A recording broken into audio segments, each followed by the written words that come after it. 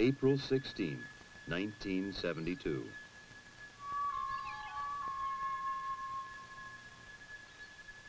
Apollo 16, man's 5th lunar landing, sat silently on the pad awaiting its mission.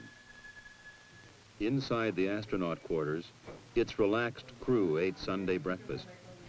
John Young, a veteran of 3 previous space flights, was commander. Ken Mattingly, command module pilot, would conduct orbital experiments around the moon, while Charles Duke explored the lunar surface with Young. April 22nd. Young and Duke would find themselves strapped into a small electric car called the Rover, bouncing across the lunar plateau known as Descartes. The old water bag is working super. This is going to be a good day, Charlie. Yow! Woo! Man, that's a great big skid. We're doing 10 clicks, Tony. Covered me with dust on that one. As Young and Duke rode the bucking rover to the lunar formation called Stone Mountain, NASA geologist Farouk El-Baz wrote on a blackboard on Earth, "There is nothing so far removed from us to be beyond our reach, or so hidden that we cannot discover it." René Descartes. As John Young would later remark, Apollo 16 would certainly help prove that René Descartes was right. Compacted. Almost like a freshly plowed field that's been rained on. Yet less than 2 days before, it looked as though this would never happen. It was, in Young's words, a real cliffhanger. The Marshall Space Flight Center team was working on a launch vehicle gyroscope problem that threatened to scrub the mission. Less than an hour before liftoff, their advisory to the Kennedy Space Center launch team was go.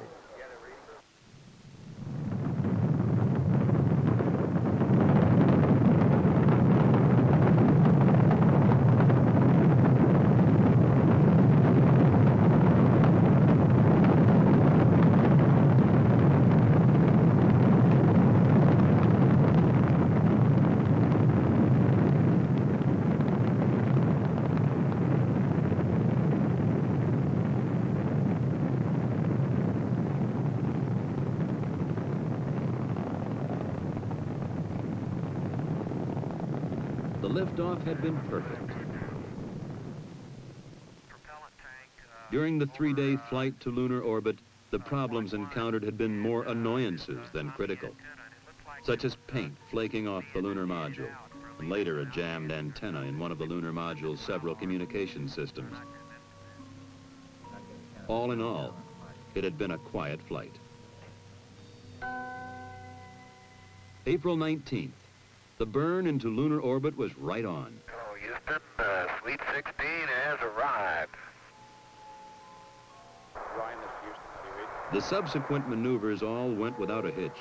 Then the next day, April 20th, Young and Duke undocked the lunar module preparatory to landing, leaving Mattingly in the command module.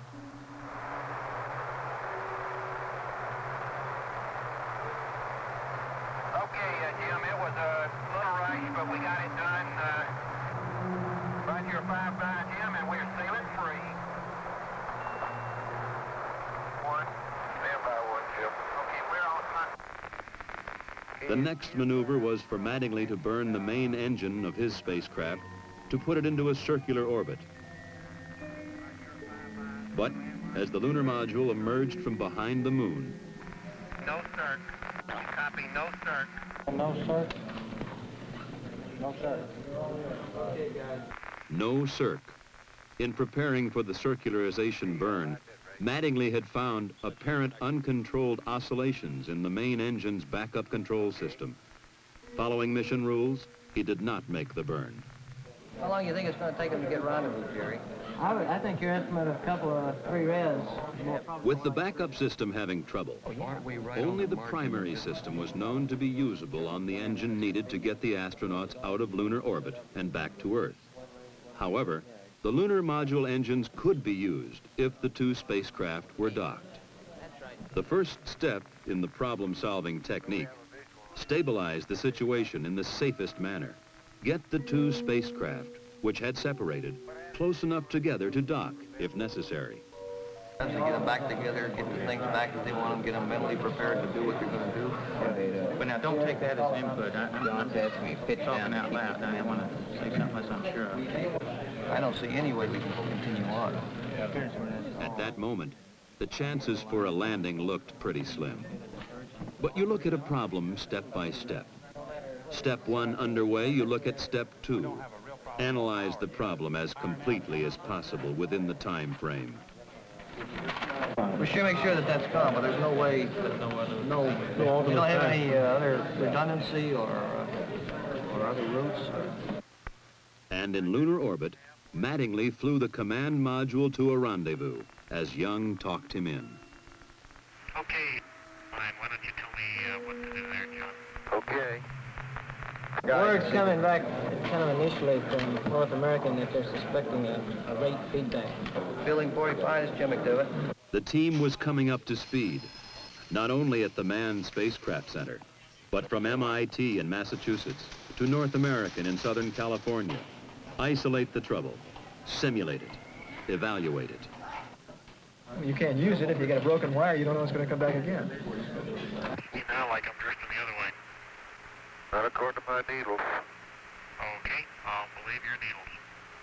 Of course, then you would have had no options. Okay? I mean, then it's full speed ahead. I just don't much see how we can make it on this next rev. I think you guys ought to continue to work. So you'd only do it if you had a failure on the primary. Well, how would you ever get the damn thing trimmed then? Well, I would, if I had a failure in a primary, I'd shut it down. Well, we must be going in the right direction then. Yeah, you're going to get there. Yeah, but I want you guys to go simulate it. Isolate, simulate, evaluate. The results were coming in. It was beginning to pay off. The simulator tests and other data were showing that with the engine on, the oscillations would do no harm. Despite the earlier pessimism, it was beginning to look pretty good. Okay, when you come up on AOS, on the next rev, Rev 15, we'll give you a go or no-go for another try. Manned Spacecraft Center Director Dr. Christopher C. Kraft, Jr. just came back into the control center after having attended a meeting by management people in one of the back rooms, and the situation is go for landing. Well, have at it, babe. So we're going to try it. You do have a go for another try here at PDI on Rev 16. Once more, they would pass behind the moon. And on the next revolution, John Young and Charlie Duke would start their swift descent to the Descartes Plateau.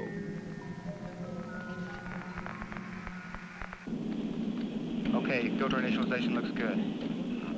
Right on time. Feel that beauty? Come on. 200. Pro. Pitch over. Pitch over. And here it is. Gators, Lone Star. Right on. Call me the thanks, Charlie. Okay, 38 degrees. Right Helmet on dot. North ray. Okay.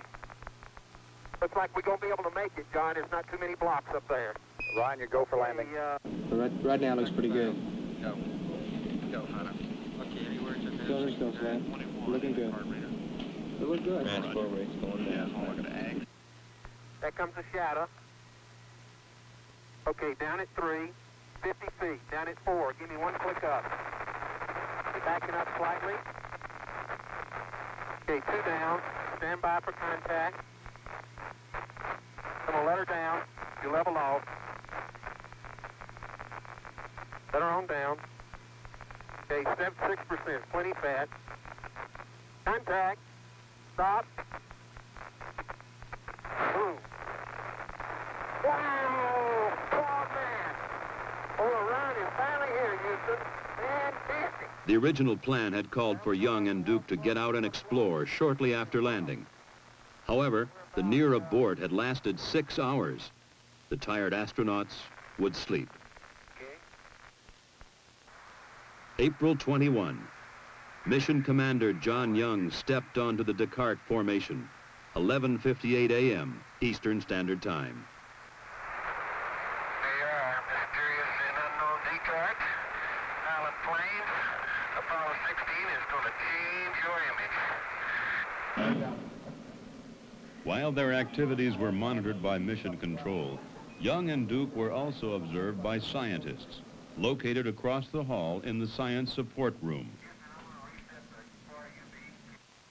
After unloading the rover from its storage bay in the lunar module, they planted the flag.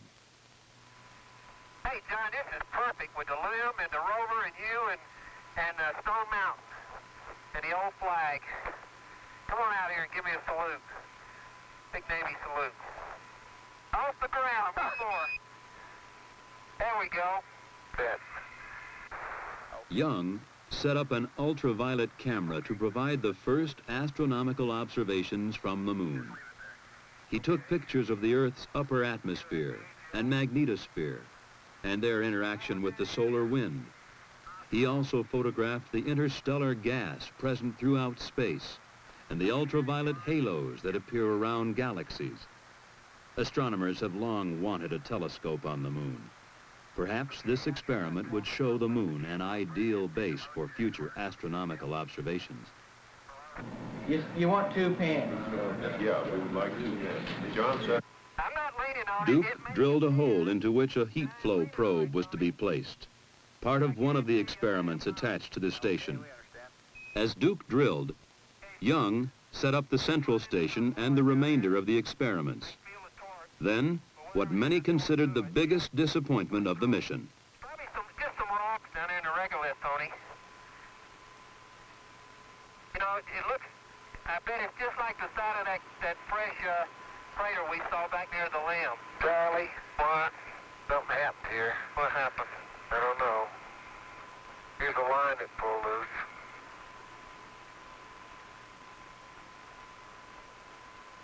Uh-oh.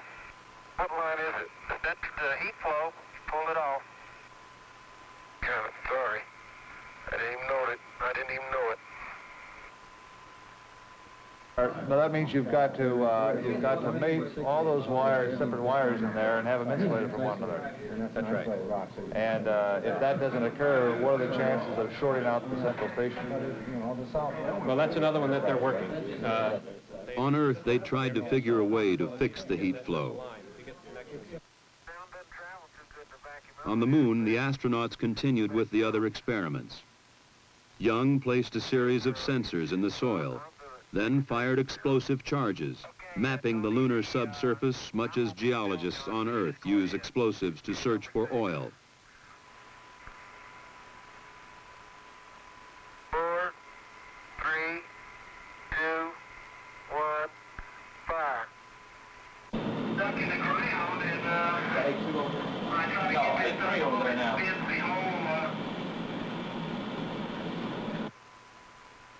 They continued to sample the area and activate the experiments. Then they returned to the rover and prepared for their first trip away from the landing site in search for geological samples. And here we go. Their first traverse would take them about 1 kilometer west of the landing site. They would make 2 stops to collect samples and conduct experiments. You had 10529 in your flight plan. But it couldn't pick a better spot. John, you're just beautiful. That is the most beautiful sight. What's that? You're standing there on the rim of that crater. This guy, don't really know. You're going to have to use a Young used a portable instrument to measure the local magnetic field. He would later record the most intense magnetic field ever found on the moon, far higher than scientists ever suspected. What's that, Charlie? It's really some crater.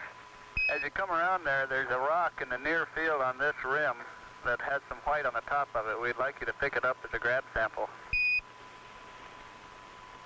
This one right here? That's it. This one right here? That's it. You got it right there. Okay, we copy that.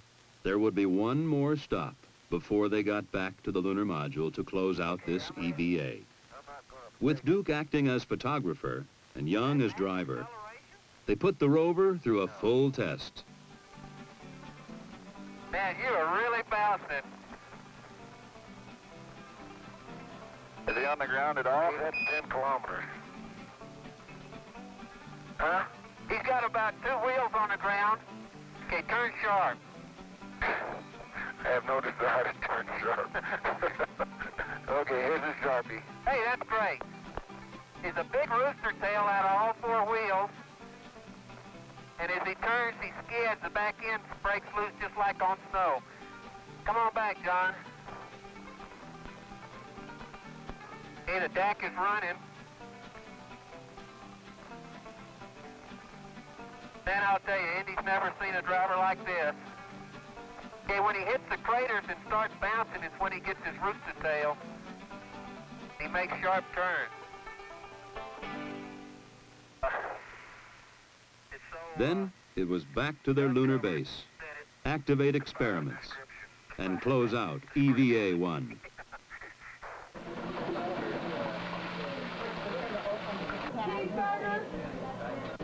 Be-wise exercise, is that right? Physical fitness, gym level? Hey, that's right. Please don't take pictures of the hot dogs.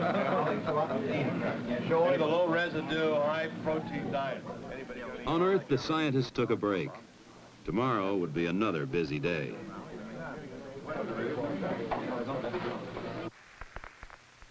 April 22nd. The lunar surface temperature in the sun should be around 135 degrees today. Today they were headed a little over 4 kilometers south to climb their rover up the side of Stone Mountain. Man, we are really going up a hill, I'll tell you. Their first station, a crater 700 feet above their lunar module.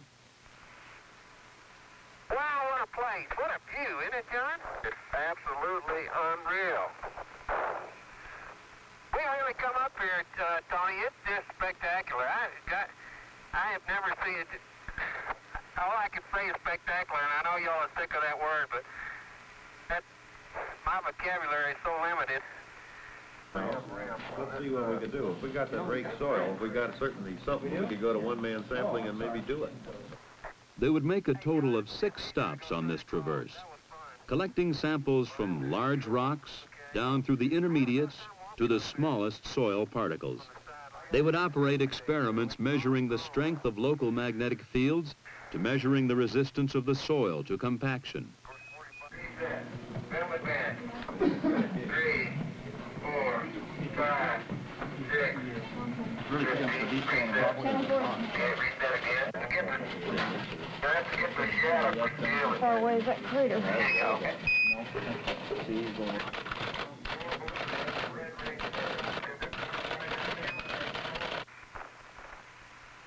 Man, we come a long way. Hey, John, it's easier to go straight across. That was fun. Well, I haven't had any trouble. Okay. I have a tough time walking up there. The sampling time used up, it was time to return to the rover and head back to the lunar module. And they did it in 2 minutes less travel time than they were 10 minutes pre-planned. Fantastic. Tony, how about an extension, you guys? We feeling good. Dad all we're going to do tonight was sit around and talk. But with the limited oxygen and water in the backpacks, it was finally time to close out EVA-2. Okay. Now I think they realize that it's not more, well, a gee whiz, like my friend said, thrill, but it's real exploration, and this is much more serious and much more important for the future of mankind than just a plain exploit, a technical or technological exploit. This is exploration. Ray Bradbury claims that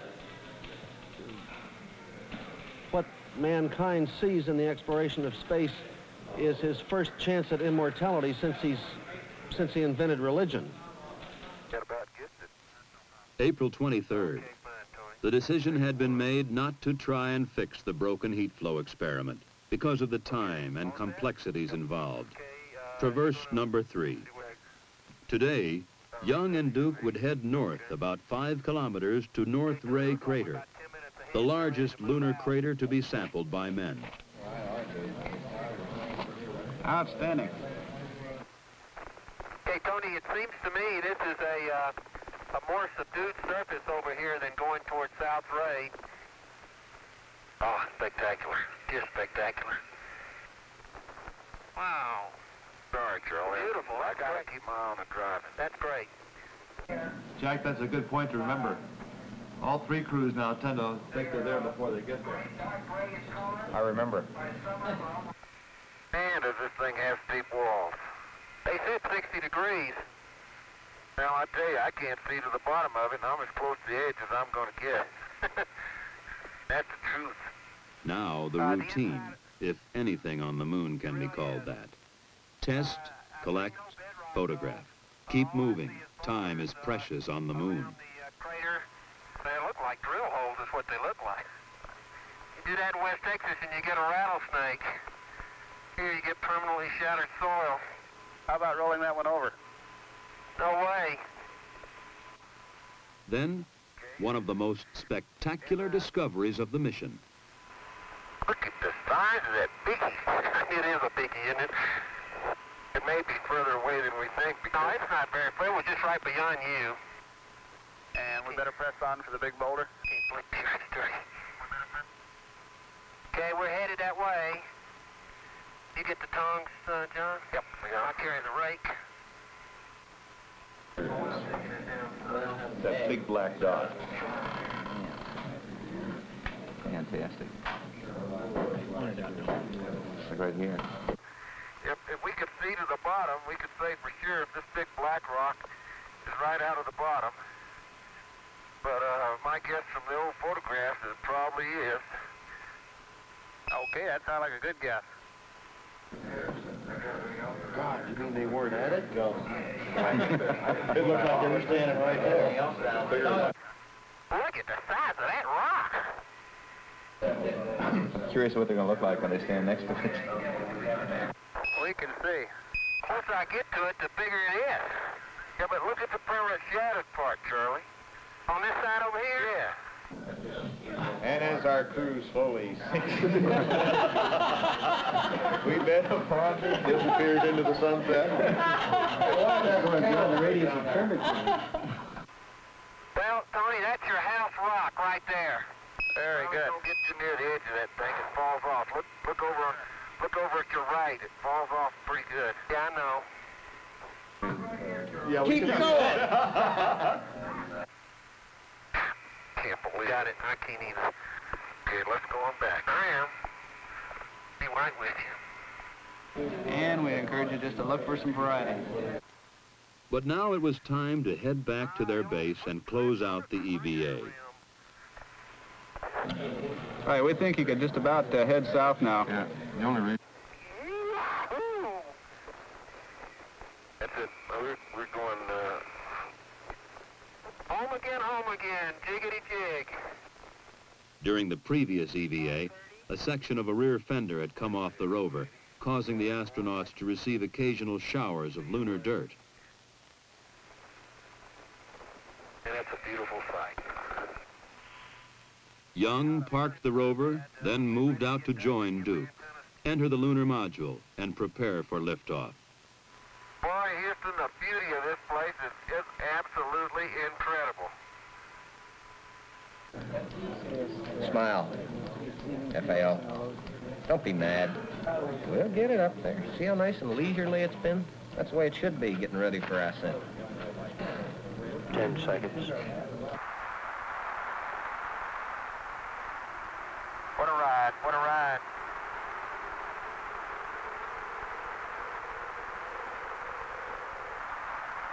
Pitchover's on time.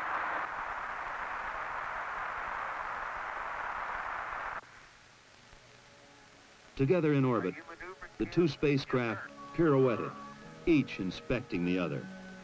This is one of the fastest maneuvers I've made in a long time.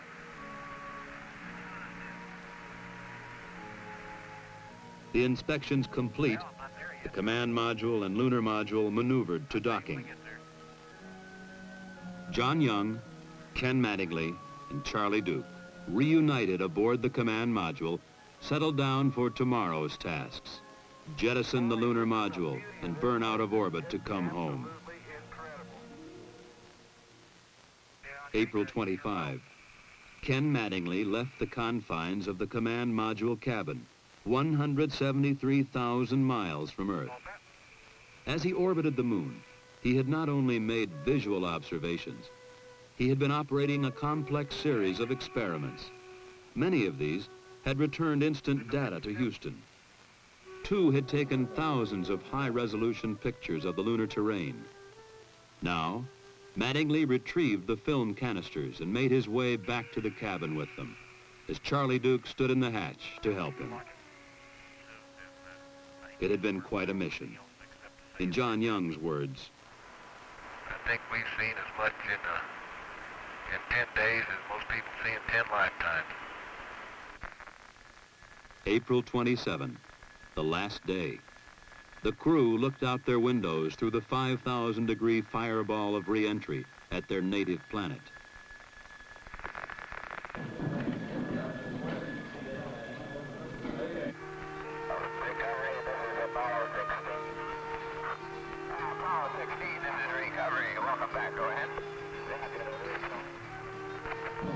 That is beautiful, isn't it?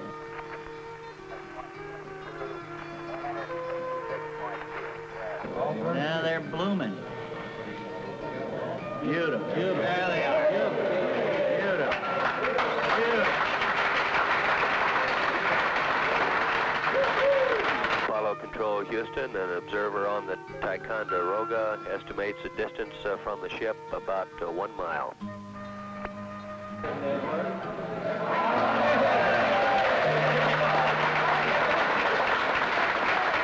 Just got it on in time.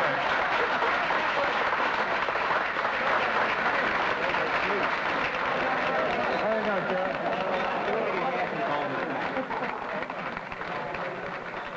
Now, huh, now?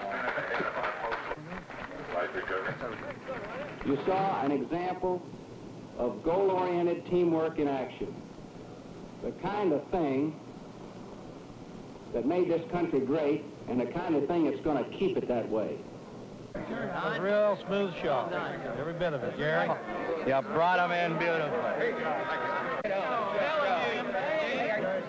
Well done, young man.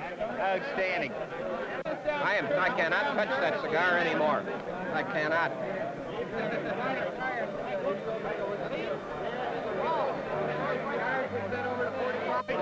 I've told them they're going to improve the skyline. We're in trouble. Mike, congratulations. Well done. Yeah, we get one more. Well done. I just told